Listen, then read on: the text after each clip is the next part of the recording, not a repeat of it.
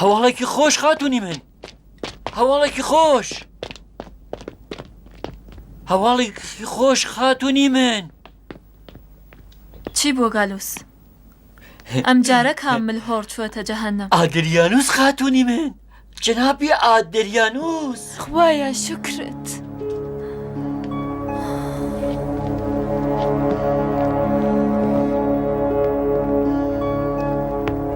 لعنەتی خودای لێبێت، لعنەتی خودای لێبێت. ئەو بە هەنگاوی نەحسی خۆی خەم و بەدبەختی بۆ خەڵکی فیلادەلفیا بە دیاری هێنا. لعنەتی خوددا لە ئەو خوداکانی ڕووم. ئامین. ڕاستی دەزانن کێ بوو بە ئیمپراتور؟ ناچ کەسە؟ ئانتنن خاتوونی بن. سنای ڕۆم ئانتینیۆس کوڕی هادریانوسی بۆ جێگری ئەو هەڵبژاردووە. چ تەوفیرێکی هەیە؟ ئەمە لەگەڵ ئەوانی تر تەوفیری نییە. یەک لە یەک خراپترن.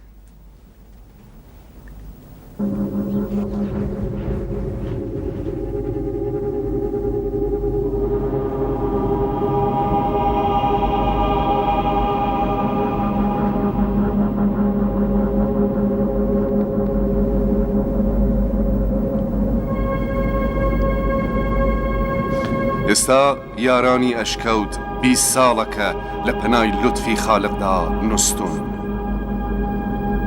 هەروواکە جیهانی دەرەوەی ئەشکەوت لەوان بێخەبەرە، ئەوانیش لە جیهانی دەرەوەی ئەشکەوت و ئەو شتەی تەقدیر دیاری کردووە بێخەبەرن.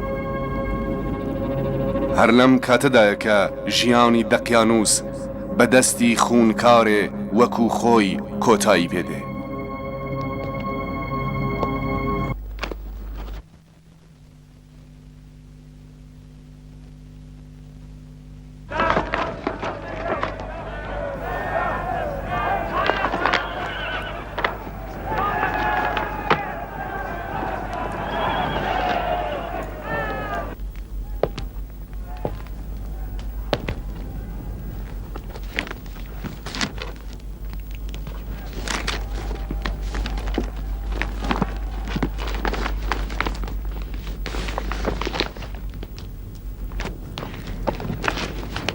ئەرکمید بە دوای چیدا دەگەڕێ؟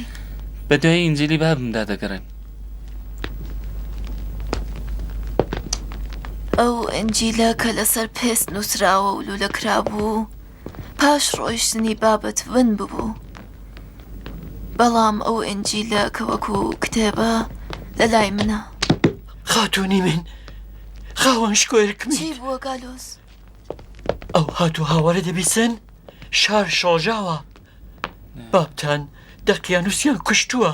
نازانم چی بکەم، نازانم دەبێت لە ئێوە سەرخۆشی بکەم یانە.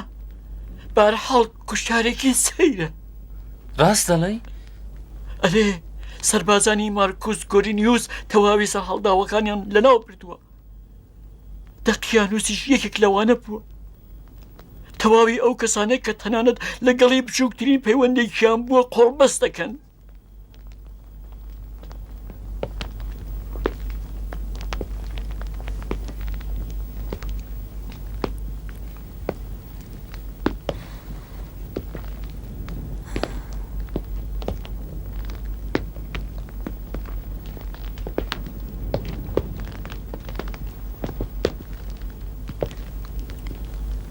لە ئاکامدا کەسانێ بابمیان کوشت کە ساڵها بەوان خزمەتی کردبوو.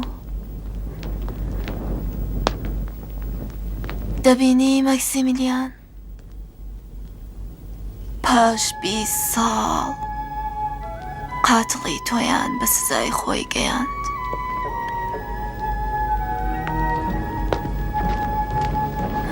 من وا دەزانم کاروباری خوداپەرستان باشتر لە ڕابردوو بێت.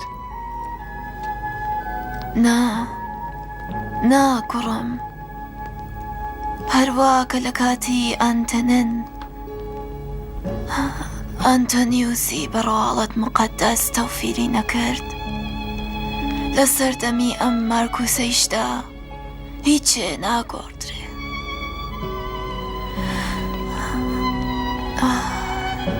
تەنیا دۆعا بکەن لەمە خراپتر نەبێ.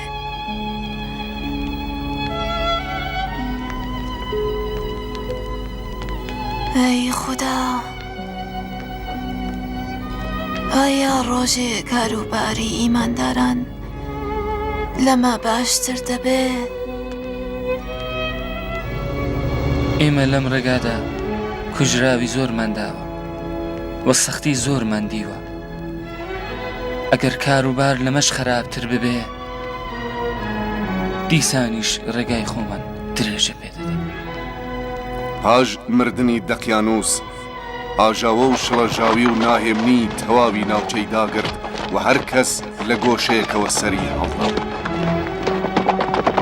هێلن و کوڕەکەی ئەرکمیت لەم دەرفەتە کەڵکیان وەرگرت و لە درێژەی ڕێگایی جوانمێرانی ئەشکەوتی ئەنجلسدا دەستیان کردە تەبلیغی خوداپەرستی. ئەوان دەچوونە نێو کۆڕەکانی خەڵک و ڕێگای ڕزگاریان بە خەڵک نیشان دەدا، تاوەی کە تەمەنی هێلن هاوسەری ئەمەکدار و بە ئیمانی ماکسیمیلیان دوایی هات و کەوتە نێو جێگەی مەرگ. ئەرکمیت کوڕم، بۆکی مێرەبانم، نەوەی باشم دەیوید. خۆشحاڵم لەمەکە کاتێک کۆچی دوایی دەکەم کە ئیمانم بتەوە. بێڵن ڕاستەقینەیەکتان بۆ بڵێم،